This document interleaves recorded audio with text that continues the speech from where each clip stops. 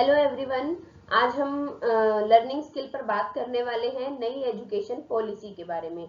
तो ये जो नई एजुकेशन पॉलिसी है, नई शिक्षा नीति, ये 2020 में जो है बनी थी। ठीक है। और अभी ये जो इम्प्लीमेंट है, इसका इम्प्लीमेंट होने का जो है वो लगभग बता रहे हैं कि या तो 2022 में, नहीं तो मैक्सिमम से मैक्सिमम 2023 तक हर हालत में ये इम्प्लीमेंट हो जाएगी, क्योंकि अभी बहुत ज्यादा कोरोना की वजह से इसको थोड़ा सा डिले कर दिया गया है। सो लेट्स होप कि ये 2022 या 2023 में इम्प्लीमेंट हो जाएगी। अब सभी के मन में जो सवाल है वो ये है कि ये जो नई शिक्षा नीति क्या है, इसके बारे में कि क्या है ये, अच्छी है या बुरी है, स्टूडेंट्स के लिए, टीचर्स के लिए, क्या है इसके। तो मैंने इसको जितना भी रिसर्च किया, मैंने इसको जितना भी पढ़ा है, वो मैंने इस वीडियो में बताया है। So let's start with me. And नई शिक्षा नीति 2020, और सबसे इंपॉर्टेंट जो इसका क्वेश्चन है वो ये है कि 5+3+3+4 क्या है। तो हम ये भी डिस्कस करने वाले हैं इसी वीडियो में। So let's start. सबसे पहले हम नई एजुकेशन पॉलिसी के बारे में बात करने से पहले थोड़ा सा हम ओल्ड एजुकेशन पॉलिसी के बारे में भी बात करेंगे, जो पहले से चलती आ रही है। ठीक है। अब ओल्ड एजुकेशन पॉलिसी जो थी हमारी, वो हमारी शुरू होती थी जब एक बच्चा 6 साल का हो जाता था। ठीक है। 6 साल का जब बच्चा हो जाता था तो उसकी जो है पढ़ाई स्टार्ट हो जाती थी। और ये जो पढ़ाई है इसको दो भागों में डिवाइड किया हुआ था, 10+2। मतलब 10th तक एक बच्चा पढ़ता था और उसके बाद 11th और 12th में आकर उसको स्ट्रीम दे दिया करते थे, आर्ट्स, कॉमर्स, साइंस, जिसके बेसिस पर उसका करियर डिपेंड करता था। ठीक है। यहाँ तक समझ में आ गया। आगे हम बात करते हैं नई एजुकेशन पॉलिसी के बारे में। नई एजुकेशन पॉलिसी जो है ये स्टार्ट होगी 3 इयर्स, मतलब जब एक बच्चा सिर्फ 3 साल का होगा तभी वो बच्चा जो है स्कूल जाने लायक हो गया और उसको हमने स्कूल में डाल दिया, उसकी स्टडी वहां से ही स्टार्ट हो गई। अब आगे हम बात करते हैं अब नई एजुकेशन पॉलिसी में 5+3+3+4 ये क्या है, 5+3+3+4 क्या है। सो देखते हैं। हाँ, 5+3+3+4 क्या है, इसको मैंने डिटेल में बताने के लिए हर एक नंबर को, 5, 3, 3, 4 को अलग अलग एक्सप्लेन किया है। तो सबसे पहले हम बात करते हैं कि जो 5 है, मतलब ये जो एजुकेशन पॉलिसी को 4 भागों में डिवाइड किया था, 5+3+3+4, इसमें से जो फर्स्ट पार्ट है 5, ये क्या है। तो ये है सभी बच्चों का फाउंडेशन स्टेज। फाउंडेशन स्टेज क्या होता है, बेसिक स्टेज। अब फाउंडेशन स्टेज को जो 5 सालों का बनाया गया है, जिसमें बच्चा 3 साल का होते ही उसको हम स्कूल में डाल देंगे। ठीक है।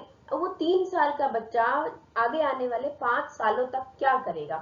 पहले जो उसके 3 साल होंगे, मतलब 3 साल का बच्चा आया और वो 3 साल से 1 साल तक, मतलब जब वो 4 साल का हुआ तो वो नर्सरी पढ़ेगा। ठीक है। फिर आगे वो जूनियर केजी पढ़ेगा, फिर सीनियर केजी पढ़ेगा। तो इस तरह के पहले 3 साल जो है ये इसके प्ले स्कूल की तरह पढ़ाए जाएंगे, जिसके अंदर बच्चों को कोई रिटर्न वर्क नहीं, कुछ नहीं, होमवर्क नहीं, कुछ नहीं। इसमें सिर्फ बच्चों को गेम्स के मेथड से, एक्टिविटीज, पेंटिंग, ड्राइंग या क्ले, इस तरह से डिफरेंट एक्टिविटीज के मेथड से उसको 3 साल तक पढ़ाया जाएगा। अब बच्चा हो जाएगा 6 साल का। ठीक है। 3 साल का वो आया, 3 साल उसने नर्सरी, जूनियर केजी और सीनियर केजी में दिए, प्ले स्कूल में दिए। अब जब बच्चा 6 साल का हो गया, अब वो जाएगा फर्स्ट में और फिर जाएगा वो अगले साल सेकंड में। अब यहाँ 2 साल ये क्या करेगा बच्चा, यहाँ पर 2 साल उसकी वैसे ही एक्टिविटीज होंगी, जैसे कि फर्स्ट और सेकंड में जो उसकी पढ़ाई होती है वैसे ही पढ़ाई होगी, लेकिन इसमें एग्जाम नहीं होगा बच्चे का, बिल्कुल भी एग्जाम नहीं होगा, नो एग्जाम। अब इसमें आता है बात कि बच्चे का इवेल्युएशन कैसे किया जाएगा, उसको पढ़ाई के लिए मोटिवेट कैसे किया जाएगा। तो इसमें जो है क्वार्टरली बेसिस पर या मंथली बेसिस पर जो है इवेल्युएशन होगा, असेसमेंट्स होंगी, जो टीचर ही क्लास में बच्चों के छोटे छोटे टेस्ट लेती है वैसे ही असेसमेंट्स होंगी, और उन्हीं बेसिस पर ही उस बच्चे का जो है सारा इकट्ठा करके पूरे साल का फाइनल रिजल्ट दिया जाएगा, मतलब नो एग्जाम। ठीक है। 5 साल हो गए यहाँ पर एक बच्चे के पूरे, जहाँ पर उसने 3 साल प्ले स्कूल में प्ले के मेथड से स्टडी करा, और फिर उसने 2 साल जो है फर्स्ट और सेकंड किया। इसमें कोई एग्जाम नहीं होगा बच्चों का। अब इसमें जो है गवर्नमेंट ने एक चीज डाली है कि यहाँ पर जो है बच्चे को बेसिक मदर लैंग्वेज जो है ना वो जरूरी है, वो यहाँ पर बच्चा सीखेगा। आगे हम बात करते हैं preparatory study. Preparatory study stage क्या है? प्रिपरेटरी स्टेज जो है नेक्स्ट 3 साल की होगी, मतलब 5 साल बच्चे ने वहां पढ़ाई करी सेकंड तक, अब आगे आने वाले 3 साल जो है वो उसके वैसे ही चलेंगे, क्लास 3, क्लास 4, क्लास 5 तक। ठीक है, 3 साल ये करेगा, 5 क्लास तक उसका हो जाएगा। अभी क्लास 3, क्लास 4 और क्लास 5 में क्या होगा? उसका एक्टिविटीज होंगी और स्टडीज भी होंगी। एक्टिविटीज पर पहले इतना ज्यादा फोकस नहीं किया जाता था, हालांकि अभी पीछे कुछ सालों से बच्चों की एक्टिविटीज पर फोकस किया जा रहा है, बट स्टिल इस जो हमारी न्यू एजुकेशन पॉलिसी है इसके अंदर एक्टिविटीज को बहुत ज्यादा इंपॉर्टेंस दी जाएगी। बच्चों को प्रैक्टिकल्स और इस तरह मतलब जो भी बच्चा सीख रहा है उसको वो एक्टिविटीज के मेथड से ज्यादा उस पर प्रेशराइज किया जाएगा, सिखाया जाएगा। इसमें बच्चों को फन भी रहेगा और लर्निंग भी हो जाएगी। अच्छा, इसके अंदर जो लैंग्वेज की अगर हम बात करते हैं तो मदर लैंग्वेज होगी उसकी। मदर लैंग्वेज मतलब जिस भी रीजन का वो है, वो हरियाणा का है, पंजाब का है या साउथ इंडिया का है या जहाँ का भी है, एक उसकी मदर लैंग्वेज उसको पढ़ाई जाएगी। एक नेशनल लैंग्वेज जो हमारी हिंदी है, नेशनल लैंग्वेज वो पढ़ाई जाएगी। इसके अलावा ऑप्शनल में उसको इंग्लिश दी जाएगी। ठीक है, मतलब यहाँ पर जो है इंग्लिश बच्चों को पढ़ाई जाएगी। ठीक है, अब ऑप्शनल वैसे बोला जाएगा लेकिन इंग्लिश होगी यहाँ पर। ठीक है, तो आगे फिर जो है एग्जाम स्टार्ट की अगर बात करते हैं तो यहाँ पर बच्चों का वैसे ही एग्जाम स्टार्ट हो जाएगा जैसे पहले होता है। ठीक है, एक्टिविटीज होंगी, स्टडीज होंगी। आगे हम बात करते हैं थर्ड स्टेज जो हमारी है मिडिल स्टेज। मिडिल स्टेज फिर से 3 सालों की है। इसमें क्या होगा? बच्चा क्लास 6, क्लास 7, क्लास 8 करेगा। ठीक है, अब इसके अंदर क्या होगा? Compulsory to take any Indian language. पहले बच्चे को इंडियन लैंग्वेज लेना कंपल्सरी नहीं होता था, बट अभी जो है बच्चों को इंडियन लैंग्वेज लेना कंपल्सरी है। उसको इंडियन लैंग्वेज, चाहे वो संस्कृत ले, चाहे तमिल ले, चाहे वो जो भी हमारी इंडियन लैंग्वेजेस हैं वो उसको पढ़नी कंपल्सरी होंगी। ठीक है, इसके साथ साथ जो जुड़ जाएगा वो क्या होगा? उसको कंप्यूटर कोडिंग के बारे में बेसिक सिखाया जाएगा, बेसिक, पूरा डिटेल नहीं। ठीक है, वोकेशनल सब्जेक्ट जो सबसे इंपॉर्टेंट सब्जेक्ट होगा वो यहाँ पर ऐड हो जाएगा। वोकेशनल स्टडीज जो है पहले बच्चों की 9th से स्टार्ट होती थी, अब 6th से ही वोकेशनल स्टडीज स्टार्ट हो जाएंगी। ठीक है, अब वोकेशनल के अंदर बहुत सारे सब्जेक्ट्स ऐड हो जाएंगे। अब इसके अलावा टेक्निकल नॉलेज भी बच्चों को दी जाएगी, जैसे प्लम्बिंग या कुकिंग या सिलाई, जो भी बच्चे का इंटरेस्ट होगा अकॉर्डिंग टू दैट, वो जैसे कि मशीनरी में उसका इंटरेस्ट है या कंप्यूटर में इंटरेस्ट है तो वो इस तरह से उसको टेक्निकल लैंग्वेज भी सिखाई जाएगी। इसके अलावा वही सब्जेक्ट होंगे जो पहले होते हैं, मैथ होगा, साइंस होगा, हिस्ट्री होगा, हिंदी होगा, ज्योग्राफी होगा, पॉलिटिकल जो भी मतलब होते हैं, इंग्लिश हो गया, संस्कृत हो गया, ये सब उसके सब्जेक्ट्स होंगे। ठीक है, आगे फोर्थ स्टेज है। फोर्थ स्टेज है सेकेंडरी स्टेज। सेकेंडरी स्टेज क्या है? Class 9th, class 10th, class 11th और क्लास 12th, ये उसकी 4 क्लासेस 4 इयर्स की होंगी। ठीक है, ये क्या कहलाएगी? सेकेंडरी स्टेज कहलाएगी। इस सेकेंडरी स्टेज में पहले जो एनुअल एग्जाम होते थे, मतलब पूरा साल बच्चा पढ़ता था और साल के एंड में जाकर उसका एग्जाम होता था, हालांकि वो सेमेस्टर वाइज बच्चों के पेपर ले लिए जाते थे बट उनके मार्क्स कैलकुलेट नहीं होते थे। तो अभी क्या होगा? सेमेस्टर वाइज पेपर होंगे बच्चे के, आधे सिलेबस के पहले और आधे सिलेबस के बाद में, और उन दोनों को मिलाकर ही जो रिजल्ट तैयार होगा। ठीक है, आगे हम बात करते हैं मल्टीपल सब्जेक्ट्स होंगे इसके अंदर बच्चों के पास। जैसे पहले क्या होता था, जैसे 11th 12th में बच्चे के पास आर्ट्स है तो आर्ट्स की कुछ सब्जेक्ट फिक्स हो गए, कॉमर्स है तो कॉमर्स के सब्जेक्ट फिक्स हो गए, जैसे बिजनेस, अकाउंट्स, इकोनॉमिक्स, मैथ्स, ये सब फिक्स हो गए। साइंस में है तो जो उसका जो भी क्या होता है, ये केमिस्ट्री, बायो, फिजिक्स, ये वाले सब्जेक्ट उसके फिक्स हो गए। बट अभी ऐसा कुछ भी नहीं होगा, अभी मल्टीपल सब्जेक्ट्स होंगे, कोई स्ट्रीम नहीं होगी, नो स्ट्रीम। अभी बच्चा अगर किसी का बायो में इंटरेस्ट है तो वो बायो ले लेगा, साथ में उसको ज्योग्राफी में इंटरेस्ट है तो वो ज्योग्राफी भी पढ़ लेगा, अगर साथ में उसको अकाउंट्स पढ़ना है तो वो अकाउंट्स भी पढ़ लेगा। तो इस तरह से स्ट्रीम का लेवल बिल्कुल खत्म कर दिया है, नो स्ट्रीम। ठीक है। इसके अलावा जो असेसमेंट बेसिस होता है ना, वो होगा पहले तो बच्चों को क्वेश्चन आंसर लिख दिए जाते, पेपर बना दिया जाता था और वो करेगा, उसकी बेसिस पर उसका इवैल्यूएशन होता था। बट अभी ऐसा नहीं होगा। अभी क्या होगा, अभी थिंकिंग बेस पर केस स्टडी बच्चों को दिया जाएगा। केस स्टडी क्या होता है, बच्चों को एक इमेजिनरी स्टोरी दी जाएगी या केस दिया जाएगा कि अगर मान लो जैसे अकाउंट्स में कि होता है कि एक कंपनी है, उसका इस तरह से बिजनेस चल रहा है, इस तरह से शेयर्स बिकने हैं, तो बताओ कंपनी की एक्चुअल पोजीशन क्या होगी, या कंपनी को कितने शेयर्स खरीदने चाहिए, कितने बेचने चाहिए, कितनी एसेट्स रखनी चाहिए, इसे कहते हैं केस स्टडी। ठीक है। इसके अलावा बच्चों के पास एक ऑप्शन और जो बढ़ जाएगी वो होगी कि फॉरेन लैंग्वेज भी बच्चों के पास होगी, वो ले सकते हैं फॉरेन लैंग्वेज।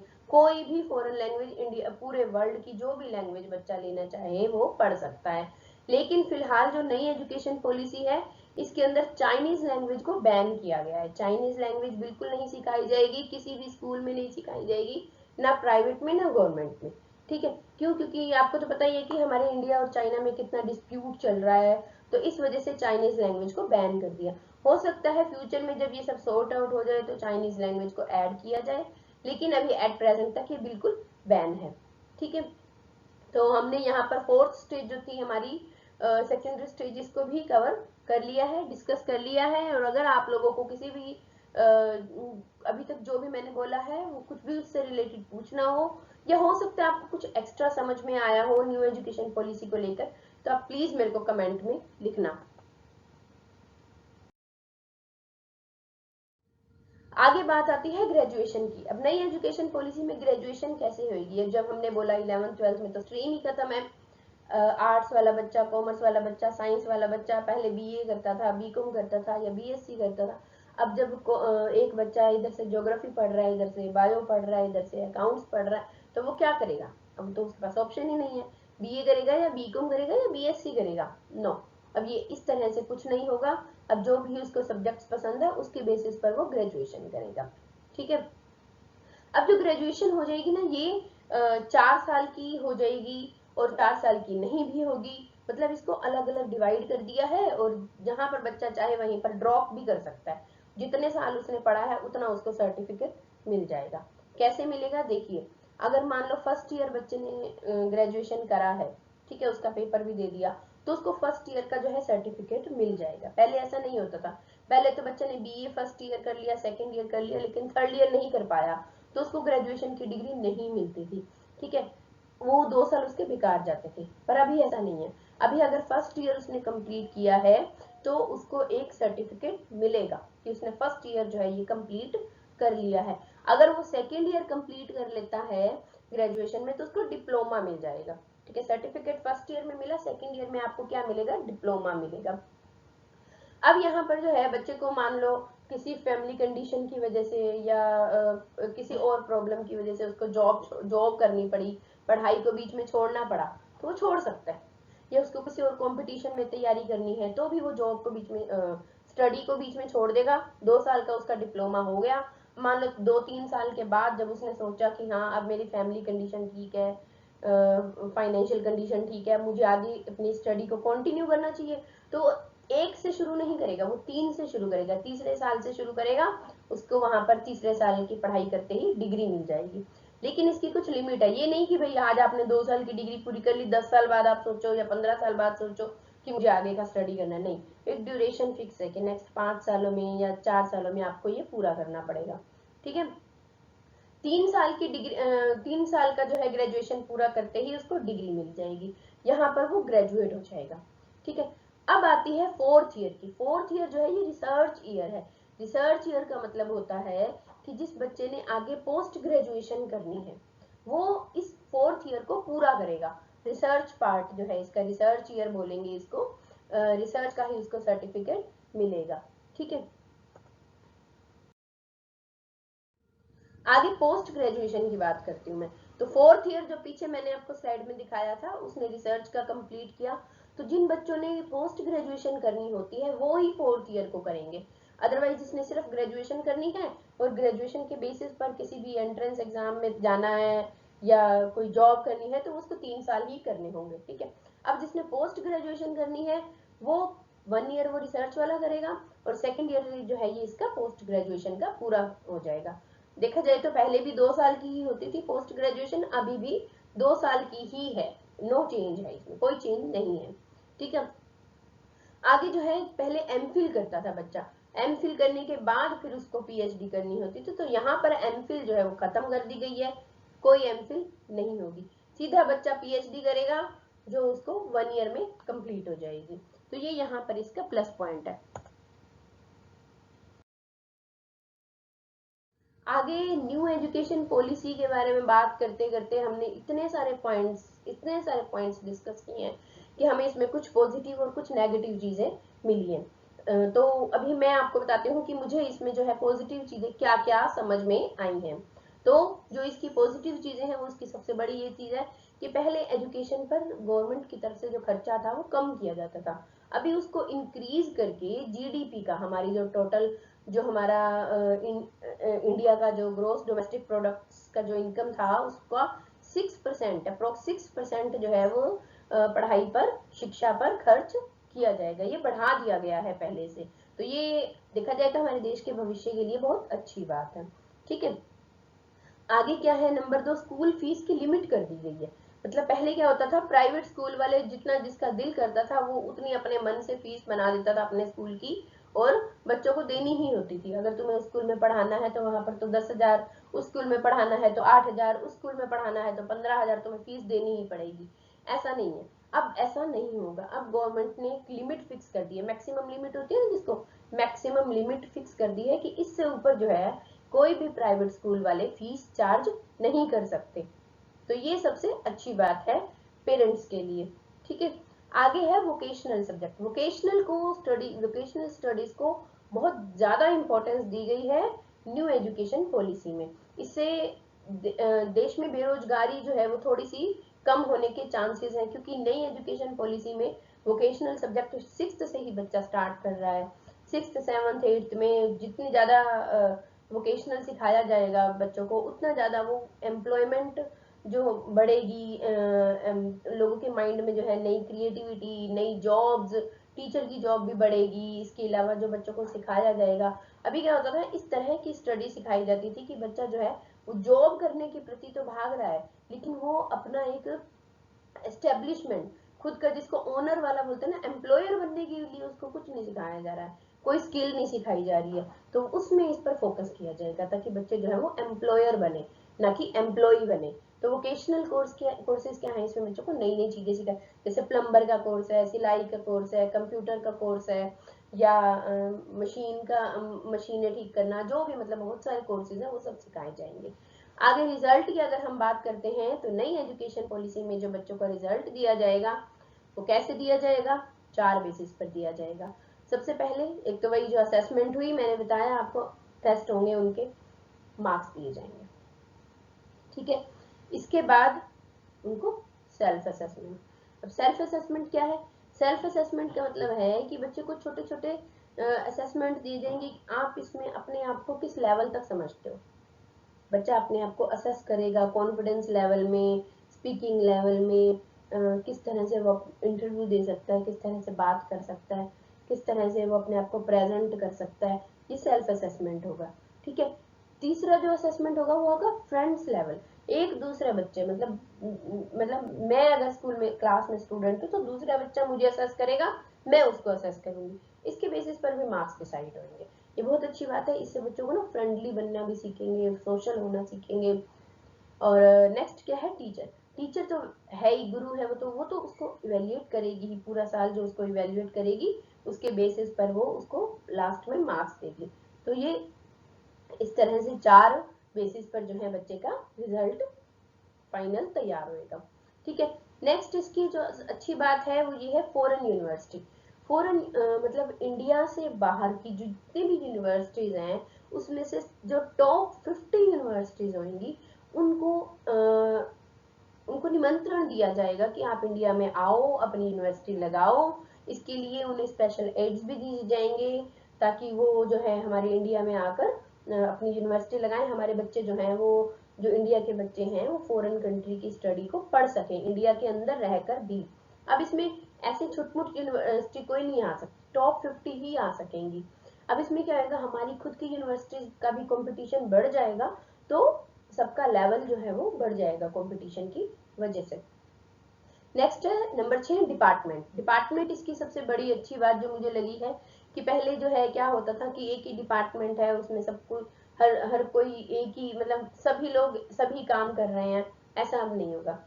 अलग से डिपार्टमेंट बनाया जाएगा जो कि सिलेबस डिसाइड करेगा, अलग से एक डिपार्टमेंट बनाया जाएगा जो पेपर्स डिसाइड करेगा, एक डिपार्टमेंट अलग से बनाया जाएगा जो ऑपरेशनल रूल्स बनाएगा कि एजुकेशन पॉलिसी को चलाना कैसे है। नेक्स्ट एक डिपार्टमेंट बनाया जाएगा जो कि इवेल्यूएशन कैसे किया जाएगा, ये होगा। तो इस तरह से हर काम के लिए अलग अलग डिपार्टमेंट बनाए जाएंगे। इससे क्या होगा, हर व्यक्ति अपने काम में एक्सपर्ट भी हो जाएगा और सबके काम जो है वो बढ़ जाएंगे। अभी नेक्स्ट इसके अंदर जो है टीचर्स। टीचर्स के लिए यहाँ पर ये अच्छी बात है कि टीचर्स को 4 इयर्स की ट्रेनिंग दी जाएगी न्यू एजुकेशन पॉलिसी में, कि किस तरह से बच्चों को पढ़ाना है, जो एप्टीट्यूड ट्रेनिंग होती है इस तरह से दी जाएगी। और पहले क्या होता था कि हरियाणा के अंदर अगर आपको पढ़ाना है तो आपको एचटेट क्लियर करना होगा, अगर आपको चंडीगढ़ में पंजाब में पढ़ाना है तो आपको सीटेट जो वहाँ का चंडीगढ़ टीचर एलिजिबिलिटी टेस्ट होता है वो पढ़ाना, वो टेस्ट क्लियर करना होगा। और अगर आपको दिल्ली में पढ़ाना है तो आपको सेंट्रल टीचर एलिजिबिलिटी टेस्ट जो सीटेट होता है ये क्लियर करना होता है। तो आप स्टेट में बंद गए, लेकिन इसमें क्या है, पूरे इंडिया का एक टेस्ट होगा जो कि हर टीचर को क्लियर करना होगा और उसके बेसिस पर वो पूरे इंडिया में कहीं पर भी वो टीचिंग करने के लिए एलिजिबल है। तो ये यहाँ पर इसकी सबसे अच्छी बातें हैं। आप लोग इनको एक बार फिर से पढ़ लेना, देख लेना, ठीक है। आगे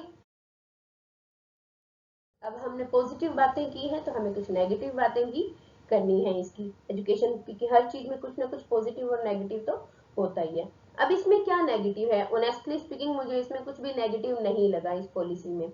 हाँ, मुझे एक चीज जो थोड़ी सी कुछ लगा है कि जो इसके अंदर जो इंग्लिश है वो बच्चे की स्टार्ट होएगी 3rd से। फर्स्ट और सेकंड तक तो बच्चा पढ़ेगा ना, सेकंड तक वो अपनी मदर लैंग्वेज में पढ़ेगा या इंडिया की जो नेशनल लैंग्वेज है हिंदी उसमें पढ़ेगा। तो इंग्लिश जो है उसकी वो 3rd से स्टार्ट होगी। अब इसमें क्या है कि गवर्नमेंट स्कूलों में तो ये रूल लगेगा कि 3rd से ही बच्चे को इंग्लिश दी जाएगी, लेकिन जो प्राइवेट स्कूल होंगे ना वो इस रूल को चाहे तो फॉलो करें चाहे तो नहीं फॉलो करें। तो नेचुरली वो लोग नहीं फॉलो करेंगे और जो इंग्लिश है वो प्राइवेट स्कूलों वाले बच्चे तो नर्सरी से ही शुरू कर देंगे, ठीक है। लेकिन हाँ, हो सकता है कि सरकारी स्कूल के बच्चों को ये अपॉर्चुनिटी ना मिले, वो 3rd से इंग्लिश पढ़ेंगे। इसके अलावा मुझे इस एजुकेशन पॉलिसी में और कोई भी नेगेटिव पॉइंट नहीं मिला। सो आई होप मैंने इस एजुकेशन पॉलिसी को जितना पढ़ा, जितना एक्सप्लोर किया, मैंने अपनी तरफ से बेस्ट समझाने की कोशिश करी। फिर भी हो सकता है आपको उसको पढ़कर कुछ नया पॉइंट अगर पता लगा है तो आप प्लीज मुझे कमेंट में लिखना। Thank you very much.